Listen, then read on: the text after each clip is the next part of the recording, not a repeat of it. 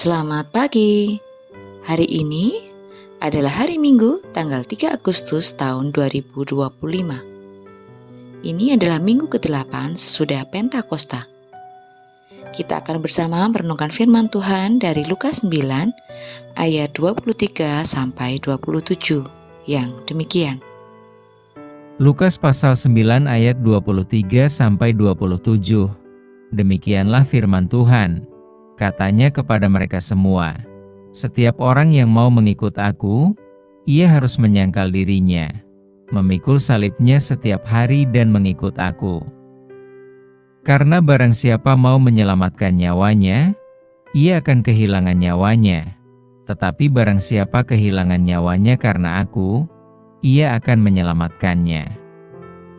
Apa gunanya seorang memperoleh seluruh dunia, tetapi ia membinasakan atau merugikan dirinya sendiri?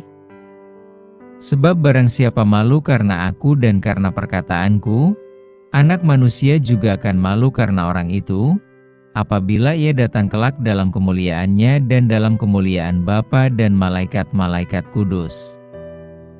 Aku berkata kepadamu, sesungguhnya di antara orang yang hadir di sini ada yang tidak akan mati sebelum mereka melihat kerajaan Allah." Tema yang akan kita renungkan adalah melihat kerajaan Allah. Seperti apa kerajaan Allah itu? Istilah kerajaan mengindikasikan adanya suatu wilayah kekuasaan, sehingga di mana wilayah kerajaan Allah dan kemana kita pergi untuk melihatnya. Sejatinya kerajaan Allah bukanlah kerajaan yang bisa dilihat secara fisik. Itu karena yang dimaksud dengan kerajaan Allah adalah dinyatakannya kuasa Allah di dunia ini. Orang sakit disembuhkan, orang mati dibangkitkan, dan kabar baik diberitakan.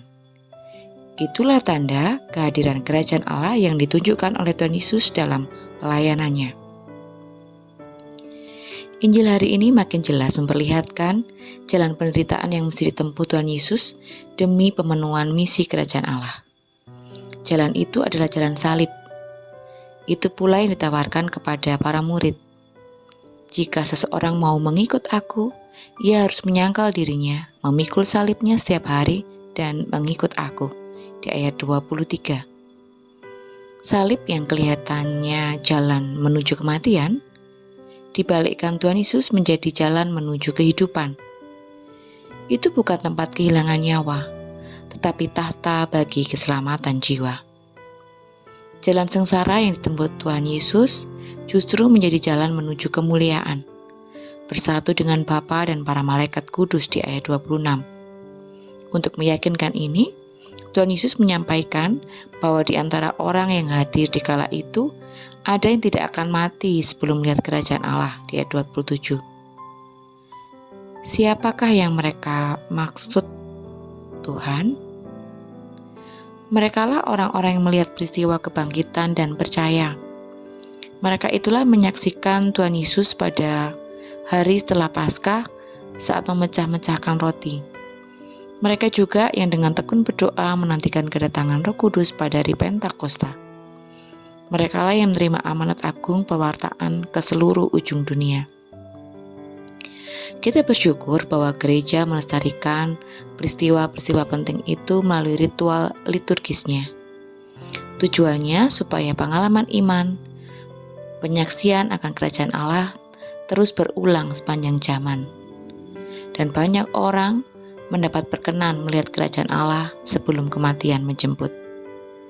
Apakah itu termasuk kita? Mari bersama kita berdoa. Tuhan Yesus, di pagi yang indah ini kami rindu merasakan damai hadirat-Mu, merasakan kedamaian ketika kami berada di bawah kaki-Mu yang kudus.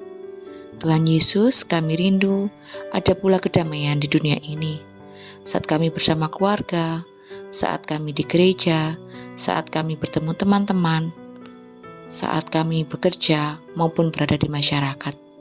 Mampukan kami Tuhan, untuk tidak saja menuntut adanya damai sejahtera, tapi mampukan kami untuk boleh menjadi kerajaan Allah itu nyata buat orang-orang di sekitar kami.